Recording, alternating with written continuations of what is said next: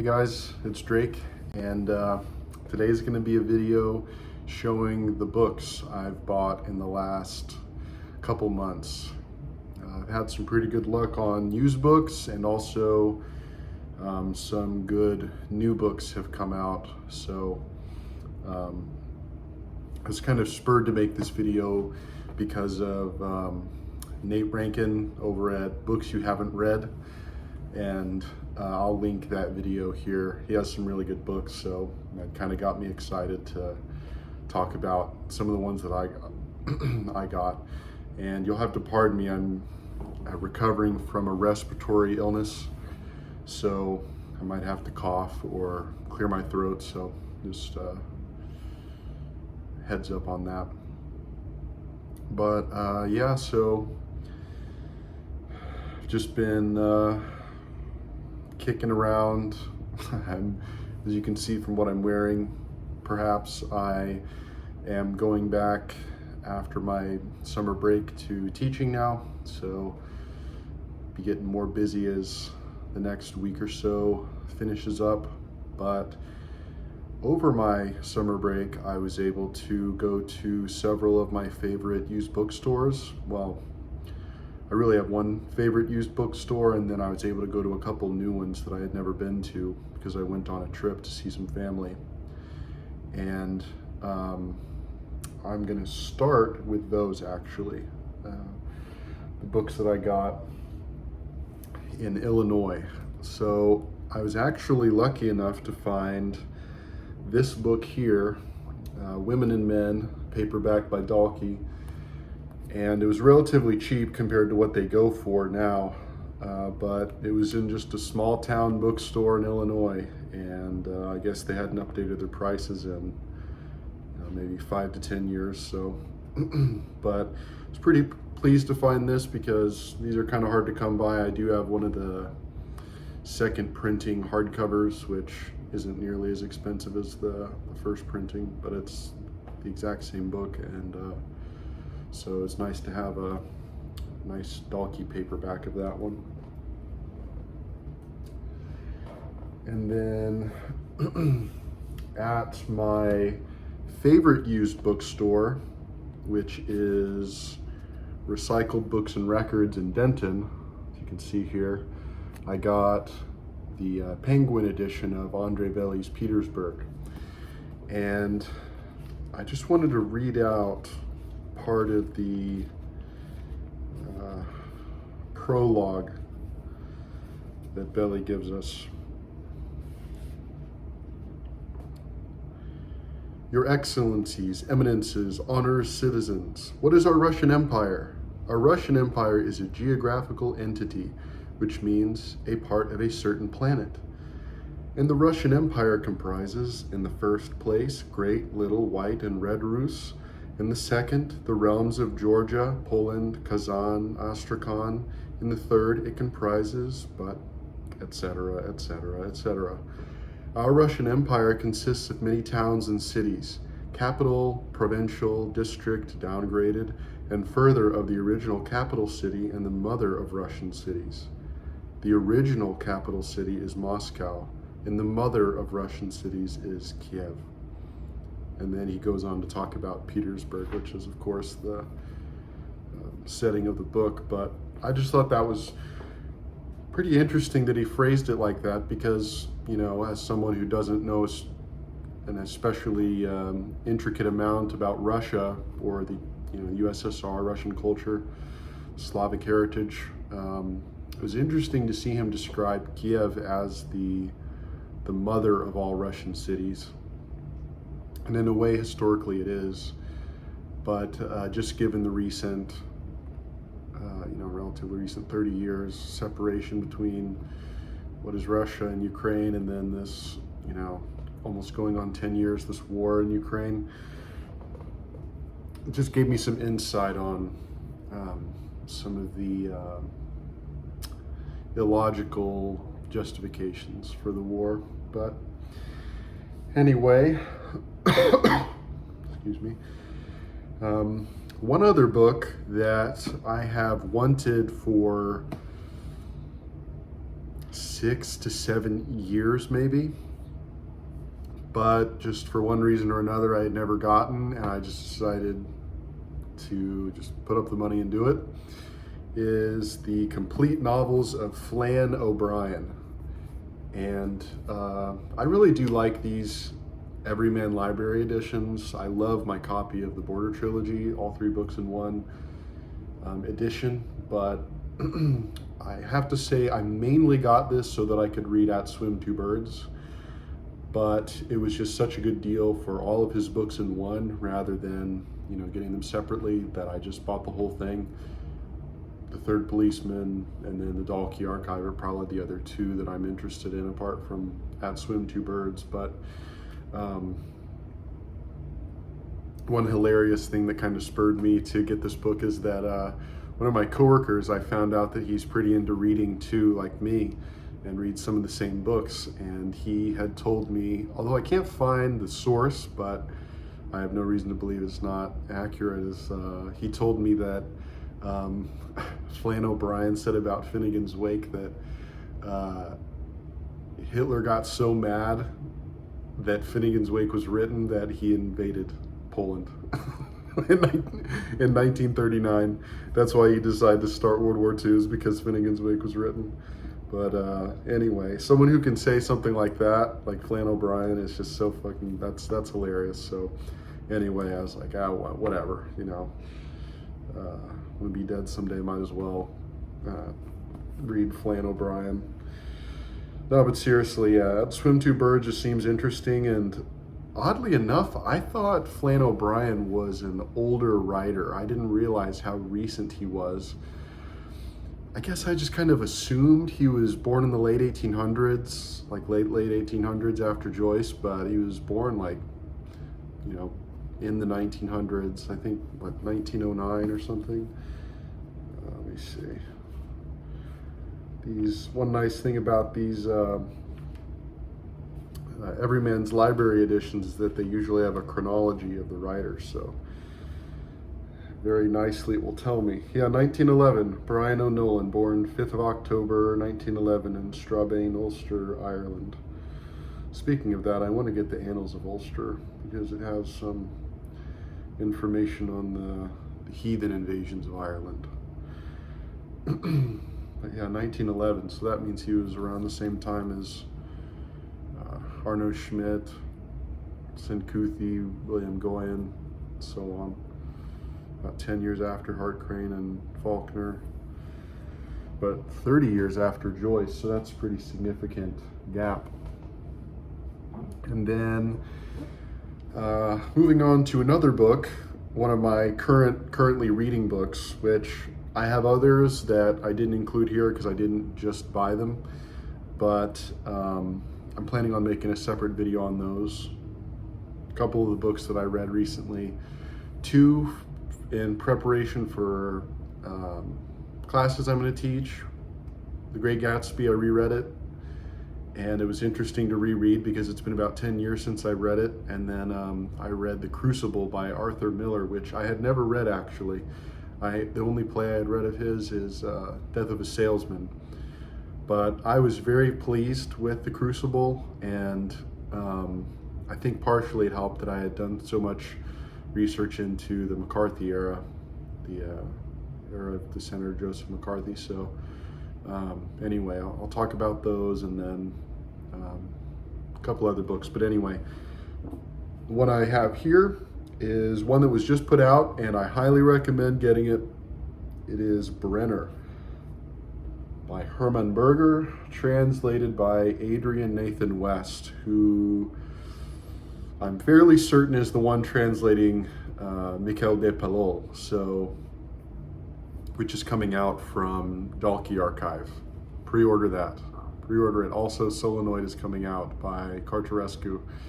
I believe The Garden of the Seven Twilights is pushed back to 2023 now, and then Solenoid is October. Also, a couple other books to keep an eye out for. Miss Macintosh, My Darling is being reprinted this month. You know, put your order in for that. Marguerite Young's complete poems for the first time is being printed, I believe in October as well, by Sublunary Editions and some other press that starts with a C. Can't remember it right off the top of my head right now, but it's easy to find. And then, of course, I'm super excited for McCarthy's 2 books, and I'm gonna wait till they get wide release, so that'll be excellent to read along with everyone else. But back to what I was talking about, Brenner, which did just come out. It is a book written originally in German, translated from the German, and I'll just read the little flap here. And again, by Archipelago Books, which is one of the absolute best contemporary publishers. If you don't have any books of theirs, skim their catalog. You really can't go wrong with most of what they have. I have a couple of books I'm going to talk about in a few minutes that they do, but anyway, here's the little the blurb from them, and then I'll talk a little bit about what I'm enjoying so much. Shrouded in a thick cloud of cigar smoke, Hermann Arbogast Brenner, scion of an old and famous cigar dynasty, needs to settle his affairs, codifying his 46 years of life in a Proustian attempt to conjure the wounds, joys, and sensations of his childhood in the rolling countryside of the Aargau region of Switzerland. Estranged from his wife and 2 children, he decides there is no point in squirreling away his fortune. Excuse me. I'm shocked that a German book would have the word squirrel in it. So he buys himself a Ferrari 328 GTS and zips around sharing cigars with his few remaining friends. In this roman à clef, writing and smoking become intertwined through the act of remembering as Brenner, a fallible, wounded, yet lovable anti-hero, searches for epiphany to unearth memories just out of reach. And one of the things that I love so much about this, I really have absolutely zero interest in cigars, but luckily that doesn't hold me back from enjoying the book, because as you notice from the mention of Proustian in that summary, Berger was very well read. It reminds me kind of the ease with which someone like W.G. Sebald references different writers, or even stepping it up a notch to be like, David Markson's series, where it's, just literary anecdotes. Now, this is not that. This is, like it mentions, kind of a Proustian in search of lost memories type of thing. Very discursive, and that's why I brought up W.G. Sebald. But I love all the wide references. I think in the first 4 pages, you have references to Proust, Musil, you have classical music.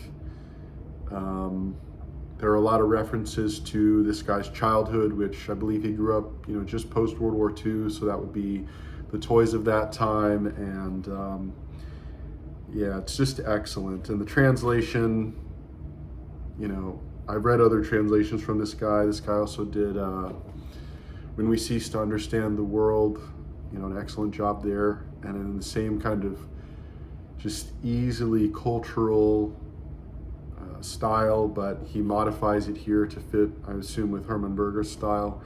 But yeah, highly recommend it. If you watch my videos at all, you will love this book. So if you're listening to me say this, just buy it. You'll love it. But anyway, yeah, there's a good quote on the back here by Marcel Reich-Ranitzky, and it's a ringmaster at the edge of the abyss. And also, interestingly enough, Peter Sloterdijk is on the back here. In a society where everyone is busy trying to please themselves and others, Hermann Berger alone mastered the art of dissatisfaction with oneself. So, anyway, highly recommended there. And then, next I have, 2 more books, and then I have 2 collections or 2 series that go together that I've been kind of you know, adding up over the last couple months. But I forgot I had these two other books, so I'm going to talk about them first. So these are two books I just found at a local used bookstore, just kind of ran across them. Both books actually I'd been looking for a while. So one is Lark Rise to Candleford by Flora Thompson. And one reason, well, the main reason I got this book is the time that it is set. So it's set in turn of the century countryside England, you know, turn of the 20th century countryside England. And for some reason, for years now, I've had this image in my head of this kind of idyllic, pastoral, countryside England scene from the turn of the 20th century, you know, like really no cars to speak of yet. The countryside is still, you know, effectively living a 19th century lifestyle. Things are relatively small scale and parochial in a way. And I think in a way I combined this video I saw of a woman who was born in the United States in Pennsylvania in the late 1800s, and then she was being interviewed when she was 80 or 90 years old in the 60s or 70s, and she was just talking about how it was a far trip to go to the big town, you know, which was 40 or 50 miles away back in the late 1800s, because you had to do a horse and buggy or horse and carriage, whatever. And that would have taken you hours and hours. And then she described, you know, with trains and cars, that would be a day trip, you know, if even, maybe a half day trip to do the same travel. And then you have the telephone and you have radio and things like that that spread, that just made the world a much smaller place in a way, but also changed social behavior so much that, anyway, I just think that this book seems really interesting because it also seems like the writer was a pretty interesting writer. Now, of course, it's not going to be, you know, experimental prose or, you know, amazing, but just, you know, I think I've come to appreciate more and more just a good prose stylist, just someone you can just read, and every once in a while there's an interesting turn of phrase that keeps you interested. But yeah, this book is more just to get the feeling of it. So anyway, that's that one. If you haven't heard of it, check it out. It's pretty neat. And then another book I was pretty pleased to find. I've kind of had this research project I've been kind of running with myself of just a rough idea of having 100 authoritative history books that if you had them on a shelf, because I calculated my shelves roughly hold 100 books per, you know, 5 shelf bookcases. They would roughly hold 100 books, give or take. And so I've been researching a list of 100 authoritative books on world history, starting from Upper Paleolithic to Neolithic, and then going to the present, effectively. I would probably end with World War II, you know, except for maybe an exceptional recent history book.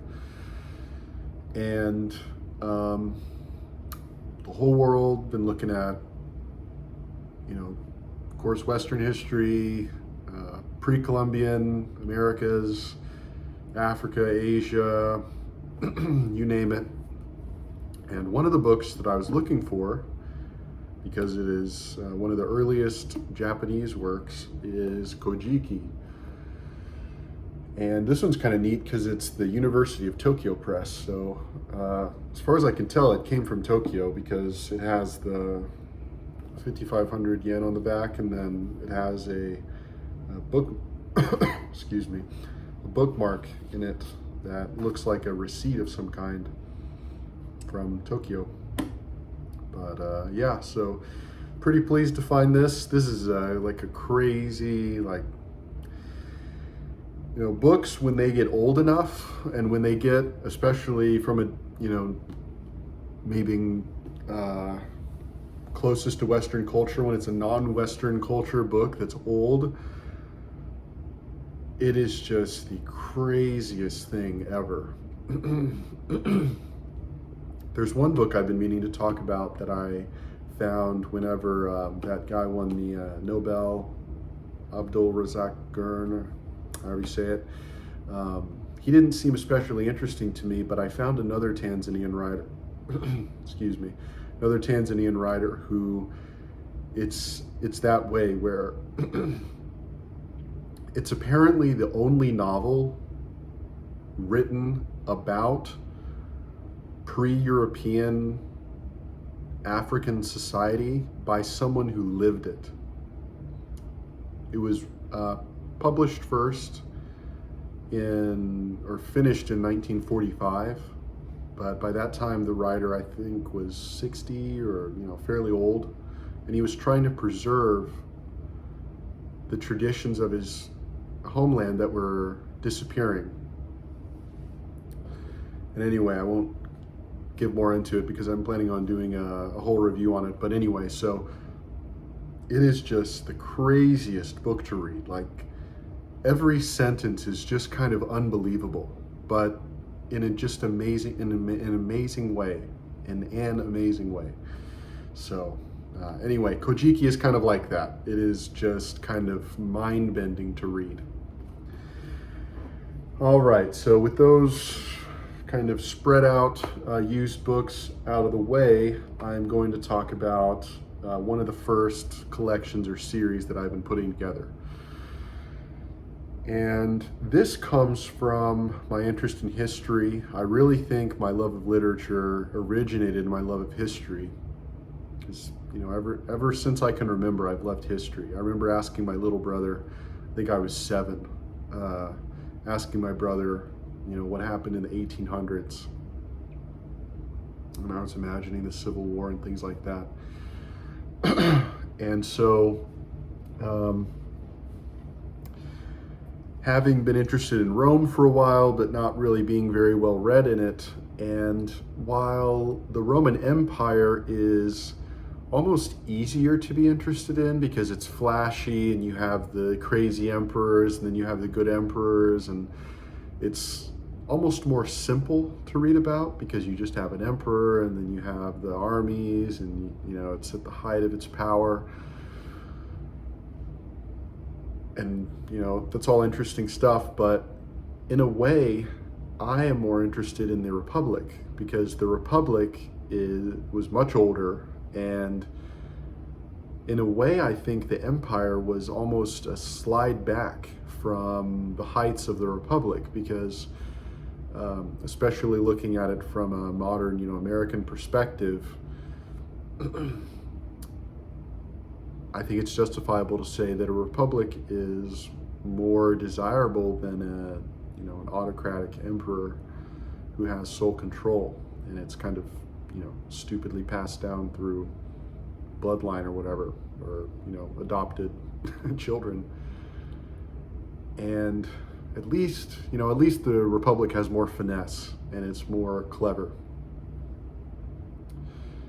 So, long story short, I have been researching the Republic, and the Republic seems to be in a state of disinterest among everyone because the authoritative work on the Roman Republic that can stand up with Edward Gibbon, The Decline and Fall of the Roman Empire, is Theodore Mommsen's The History of Rome, which I have in a 5-volume edition that I believe was reprinted in the 1950s, almost 100 years after it was originally written, but is very difficult to get a contemporary reprint. You have to go to the Cambridge print-on-demand library, which each book is $50, and then that quickly adds up to being over $200. for, or maybe even more than that, because I think some of them were split up, for what you could have bought, you know, when these were printed, the ones that I have in the 50s, for probably the equivalent of $50 for the whole set, let alone in the late 1800s when it was very popular and you could, you know, I'm sure find a set for relatively cheap, even a nice set. But anyway, that's all to say that I love the ambition of these huge works of history. You know, these 5-volume works that try to cover roughly 700 years of Roman Republican history. And there are a couple other books of the Roman Republic that I have on my list, but you know, they're varying levels of cost. This one I was able to find for a relatively good price, and it's pristine, doesn't have any writing in it. So I've been working through that. There's another good book that is contemporary that covers the same period, but it's more cursory. Not to say that it's not in depth, but it's just not 5 volumes. It's the Beginnings of Rome by T.J. Cornell. It's one of the Rutledge Histories of Rome. So if you're interested in Roman Republic history, I would get that one. That one goes up from 1000 BC to the end of the Punic Wars. So it's not quite the whole Republic, but you know, it gets to a very interesting part. So this kind of started me on this, you know, universal history kick, so to say, along with reading the Mukaddima. Unfortunately, I don't have the 3-volume translation by Franz Rosenthal, but that is on my list. What I do have, though, that not for me, but for this trend of kind of civilization scale histories in Western history. You know, of course, you have the Roman works, or you have H.G. Wells writing an outline of history, which now that I say it, I don't know exactly when that came out, but you can't ignore, for better or worse, you can't ignore Oswald Spengler, The Decline of the West, which came out as World War I was ending, but also does seem to be in kind of relative disinterest, I would say, among the general educated public. There is a certain, you know, sliver of society that for mostly unseemly reasons is interested in Spengler. But even though he gets almost a shocking amount of detail incorrect, even on the first, you know, 5 pages, which is what put me off from reading it originally, I decided that if I was going to follow this tradition of civilization scale analysis and history, I might as well see what he had to say, even if I'm not super optimistic on how much I'll like it. But so Spengler, so not sure how long I'll be able to hold it up, but I have the 10-volume, which is not the complete volume, but it is Arnold Toynbee's A Study of History, which is a very modest name for what this work of history is. He was inspired by Spengler in a way. He was also inspired by Ibn Khaldun with the Mukaddima. And his goal was to analyze over 20 civilizations, and he wanted to analyze the rise, the peak, and the fall of the civilizations to learn what can be studied about the patterns that these civilizations follow. And I really just love how he writes. And it's in an old style, I would say, because he starts off with a quote of Xenophanes, which is, pretty funny. The Ethiopians say their gods are snub-nosed and black-skinned, and the Thracians that theirs are blue-eyed and red-haired. If only oxen and horses had hands and wanted to draw with their hands, or make their works of art that men make, then horses would draw the figures of their gods like horses, and oxen like oxen, and would make their bodies on the model of their own. And then he goes on to say how modern history is written as a product of industrialism, or the Western industrial system. And, nicely enough, he mentions Mommsen in here, of the ambition of Mommsen. In his younger days, Mommsen wrote a great book, but then he goes on to say that he became almost ashamed of it and turned his magnificent energy and ability into other channels. Mommsen made it his life work to organize the exhaustive publication of Latin inscriptions and the encyclopedic presentation of Roman constitutional law. And he goes on to say how that kind of symbolizes what the modern Western historian is interested in, is the most efficient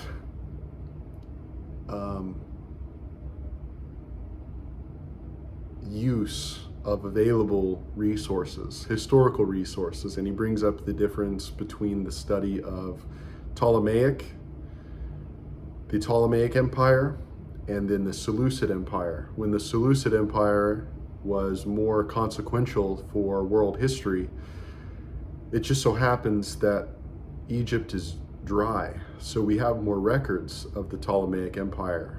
So therefore, more historians study the Ptolemaic Empire, even though it's less meaningful or less consequential or less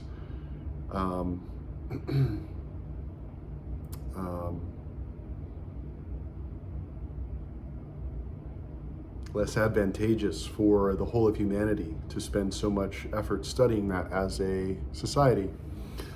And I think that's an interesting idea. And then, of course, he talks about H.G. Wells' Outline of History, and he talks about how it got, eviscerated by professional academic historians who, study some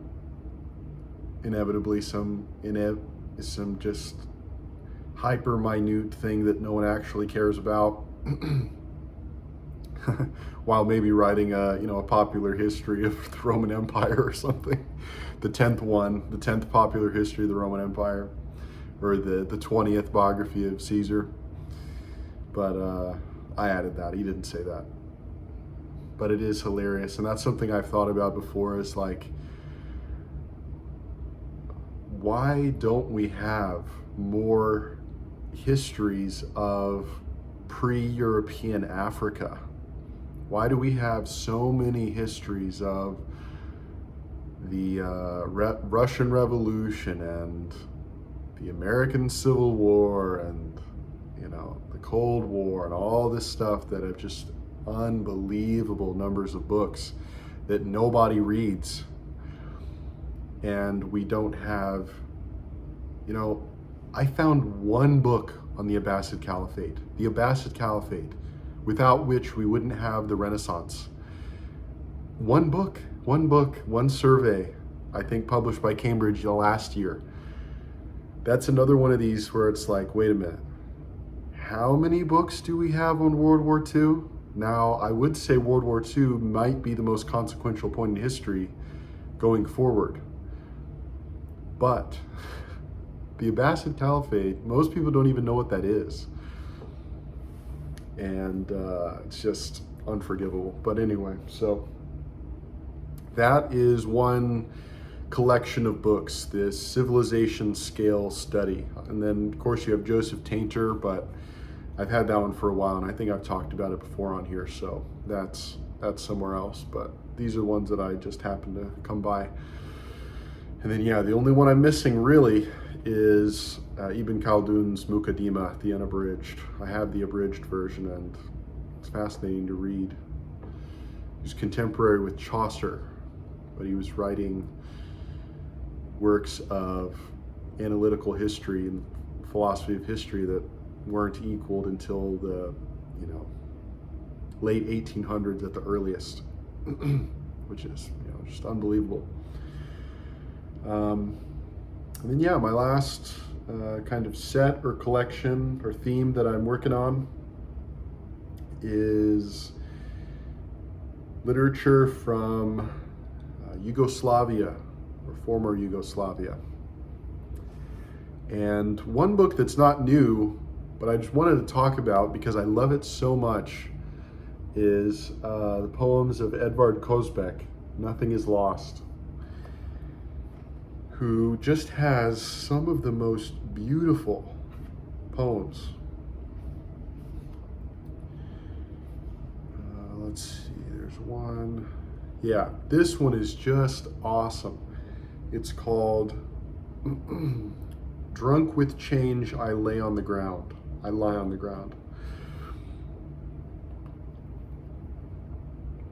And if you're not familiar, Edvard Kozbek is a Slovenian writer,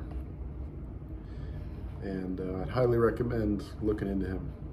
This is published by Princeton. So, drunk with change, I lie on the ground. Drunk with change, I lie on the ground and press my brow to the earth. I tremble and dare not rise. I see too much. I hear too much. The whole earth spins. This motionless swinging and soundless throbbing is driving us apart. The rocking induces ever more stupor and checks us. Then we rise and run forward again, after you who never stop, and again we stagger wearily and again rush after you. O human persistence, last love of a frightened heart. We ask no quarter.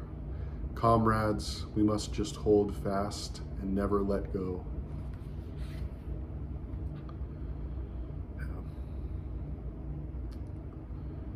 Just an amazing poet. I really put him in my head up there with Rilke. It's not as well known, which is a shame.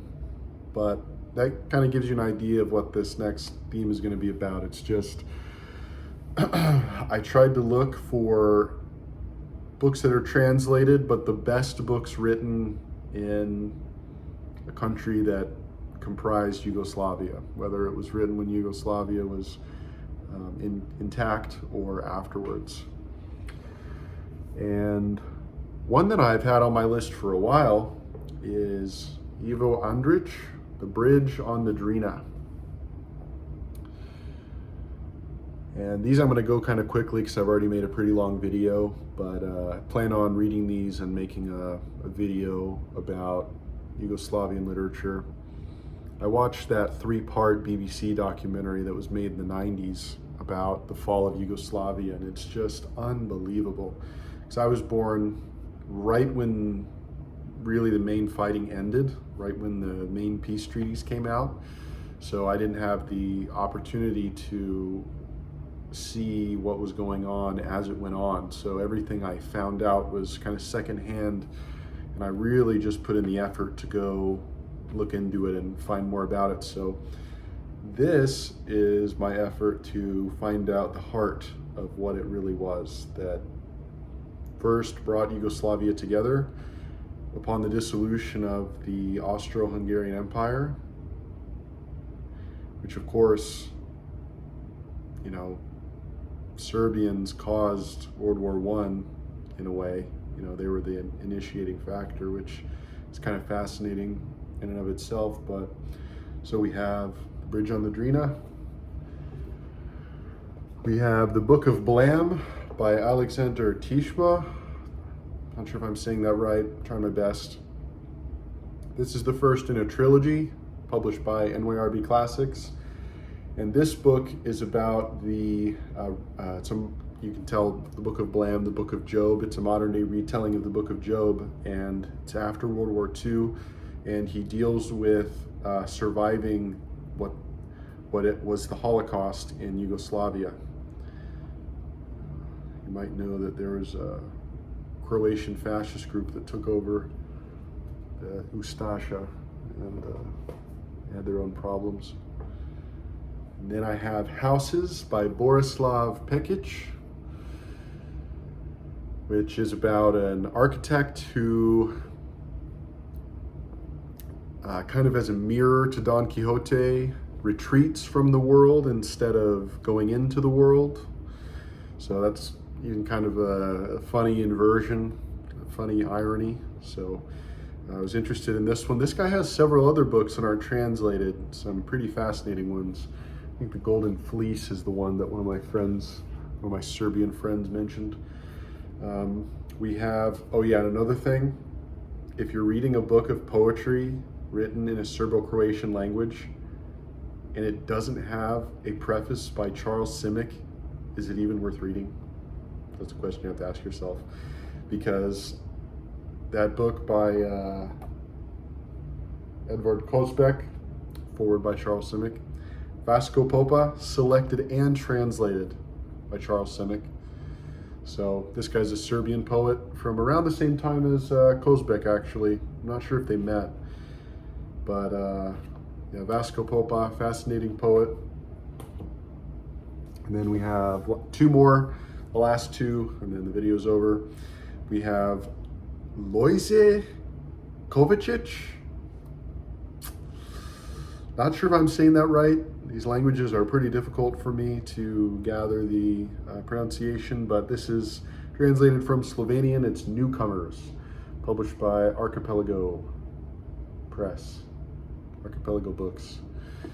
And this one is a trilogy. Only two have been translated, but the reason it's called Newcomers is because the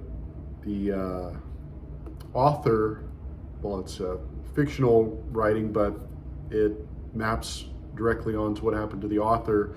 His family lived in Switzerland and they were kicked out and they were sent back to Slovenia, and they didn't have any real connection there, but they had to stay, and World War II happens and so on. So that might have been after World War II, I don't remember the dates. No, it's 1938 and governments all around Europe are seized with panic. So yeah, just prior to World War II. Newcomers. And then lastly, I know this is one that a lot of you guys have seen elsewhere on other channels and other things, but this one I just couldn't pass up because it has in the chapter titles references to classical music, and just couldn't pass it up. Couldn't pass it up. And that is Kin by Miljenko Jurgovic. So those are my Yugoslavian / former Yugoslavian / Serbo-Croatian / Slovenian, etc. But if I missed any that you know are translated, I do plan on finishing the Newcomers trilogy, buying and reading, and then also the Book of Blam, that trilogy. So consider those bought and read. But yeah, one writer that I was just looking at, I have The Return of Philip Latinowicz here by Miroslav Krleza. So I have his stuff, which I know I'm saying his name wrong. I can't remember how I was supposed to say it, but anyway, I have that.